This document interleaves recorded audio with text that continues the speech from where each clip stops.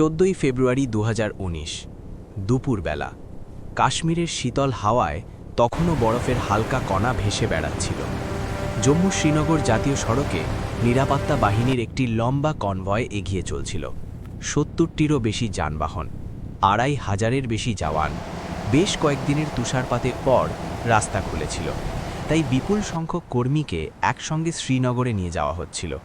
সব কিছুই স্বাভাবিক মনে হচ্ছিল।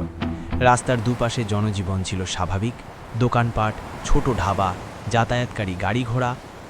আর তারপর কয়েক সেকেন্ডের মধ্যে সব বদলে গেল। একটি সাদা রঙের গাড়ি হঠাৎ কনভয়ের কাছে চলে এলো, কাউকে সামলে ওঠার সুযোগটুকুও দিল না। একটি ভয়াবহ বিস্ফোরণ ঘটল। ধোঁয়ার ঘন কুণ্ডলী, বাতাসে উঠছে ধাতুর টুকরো, রাস্তার উপর ছড়িয়ে ছিটিয়ে থাকা ধ্বংসাস্তূপের মাঝে আহত জওয়ানদের চিৎকার। সেই বিস্ফোরণে 40 জন সিআরপিএফ জওয়ানের প্রাণ কেড়ে নিল। দেশ স্তব্ধ হয়ে গেল। কিন্তু সেই বিস্ফোরণের শব্দের চেয়েও বড় ছিল একটি প্রশ্ন। এই হামলার আগে কি কোনো সতর্কবার্তা ছিল? নিরাপত্তা সংস্থাগুলোর কাছে কি কোনো বড় হামলার আশঙ্কা ছিল? আর যদি থেকে থাকে, তবে তা রোখা গেল না কেন?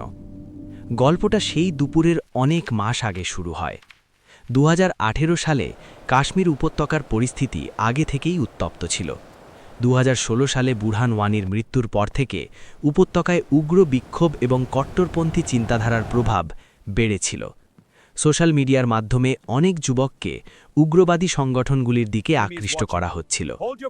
এই সময়েই পাকিস্তানে অবস্থিত জৈশ-ই-মোহাম্মদ তাদের সক্রিয়তা বাড়িয়ে দিয়েছিল। গোয়েন্দা সংস্থাগুলোর কাছে ইনপুট আসতে শুরু করেছিল যে নিরাপত্তা বাহিনীকে লক্ষ্য করে বড় ধরনের হামলা চালানো হতে পারে। বিশেষ করে হাইওয়েতে চলাচলের সময় আইইডি ব্যবহারের আশঙ্কা প্রকাশ করা হয়েছিল। কিন্তু এই তথ্যের মধ্যে তারিখ, স্থান বা হামলাকারী সম্পর্কে কোনো স্পষ্ট তথ্য ছিল না। উপত্যকায় আগেও বহুবার এই ধরনের ইনপুট পাওয়া যেত, তাই প্রতিটি সতর্কতা আলাদাভাবে শনাক্ত করা সহজ ছিল না। 2019 সালের জানুয়ারি মাসে সংস্থাগুলোর মধ্যে আদান প্রদান করা রিপোর্টে উল্লেখ ছিল যে ফিদায়ী শৈলীর হামলার পরিকল্পনা হতে পারে। কিছু রিপোর্টে গাড়ি বোমা হামলার সম্ভাবনারও ইঙ্গিত ছিল। 5 ফেব্রুয়ারি কাশ্মীরে বিস্ফোরক বোঝাই একটি গাড়ি ধরা পড়েছিল। এতে বিপদের গুরুত্ব অনুধাবন করা গিয়েছিল, কিন্তু তা সত্ত্বেও হামলা ঠিক কখন এবং কোথায় হবে তা স্পষ্ট ছিল না। ঠিক এই সময় একজন স্থানীয় যুবক আদিল আহমেদ ডার 2018 সালে জৈশ-ই-মোহাম্মদে যোগ দিয়েছিল। তার কট্টরপন্থার দিকে ঝুঁকে পড়া এবং সংগঠনের সংস্পর্শে আসার তথ্য পরবর্তী তদন্তে উঠে আসে। হামলার পর প্রকাশ করা ভিডিওতে সে নিজেকে ফিদায়ী হামলাকারী হিসেবে দাবি করে। তদন্তকারী সংস্থাগুলো জানতে পারে যে বিস্ফোরণে প্রচুর পরিমাণে বিস্ফোরক ব্যবহার করা হয়েছিল, যার মধ্যে আরডিএক্স এবং অন্যান্য উপাদান ছিল। 14 ফেব্রুয়ারি সকালে কনভয়টি জম্মু থেকে রওনা হয়। তুষারপাতের কারণে বেশ কিছুদিন জওয়ানদের যাতায়াত বন্ধ ছিল, তাই সেনা সংখ্যা অস্বাভাবিকভাবে বেশি ছিল। হাইওয়েতে সাধারণ মানুষের যানবাহনও চলছিল। নিরাপত্তা ব্যবস্থা বজায় ছিল, কিন্তু যাতায়াতকারী প্রতিটি গাড়িকে পুরোপুরি তল্লাশি করা বাস্তবিকভাবে বেশ কঠিন ছিল। দুপুর প্রায় 3টে নাগাদ যখন কনভয়টি পুলওয়ামা জেলার লেথপুরা এলাকা দিয়ে যাচ্ছিল, ঠিক সেই সময়ই বিস্ফোরণ ঘটে। ধামাকাটি এতটাই শক্তিশালী ছিল যে বাসের টুকরোগুলো বহু দূর পর্যন্ত ছিটকে পড়ে।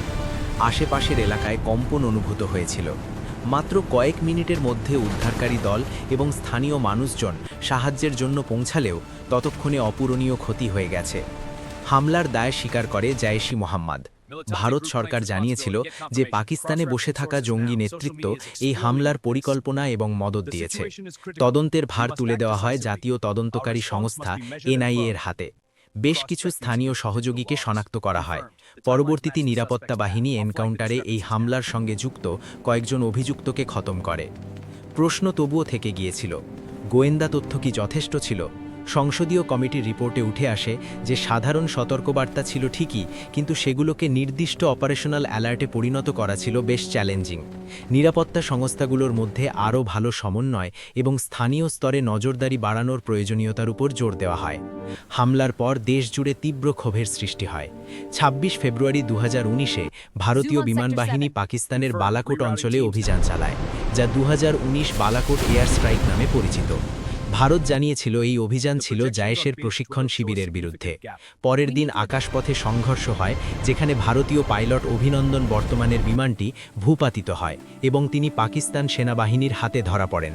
কয়েকদিন পর তাকে মুক্তি দেওয়া হয়। পুলওয়ামা হামলা কেবল একটি জঙ্গি ঘটনা ছিল না, এটি নিরাপত্তা কাঠামো, গোয়েন্দা ব্যবস্থা এবং জঙ্গি নেটওয়ার্কের বিরুদ্ধে রণকৌশল নিয়ে গুরুতর প্রশ্ন তুলে দিয়েছিল। হামলার পর কনভয় চলাচলের নিয়মে পরিবর্তন আনা হয়। হাইওয়ে নিরাপত্তা এবং সিভিল ট্রাফিক ব্যবস্থাপনাকে আরও কঠোর করা হয়।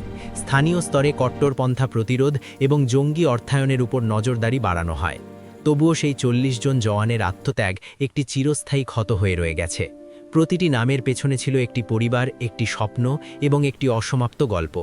পুলওয়ামার সেই দুপুর পুরো দেশকে উপলব্ধি করিয়েছিল যে সন্ত্রাসবাদের বিরুদ্ধে লড়াই কেবল সীমান্তে নয়, বরং গোয়েন্দা তথ্যের সূক্ষ্মতা, স্থানীয় পরিস্থিতি এবং কৌশলগত সিদ্ধান্তের স্তরেও লড়তে হয়। ধোঁয়ার সেই কুণ্ডলীর পেছনে লুকিয়ে থাকা প্রশ্নগুলো আজও চর্চিত হয়। সতর্কতা ছিল কিন্তু অসম্পূর্ণ, বিপদ ছিল কিন্তু অনিশ্চিত, আর একটিমাত্র ভুল যা ইতিহাস বদলে দিল। ভিডিওটি ভালো লাগলে চ্যানেলটি সাবস্ক্রাইব করে ভিডিওটিতে একটি লাইক দিয়ে দিন।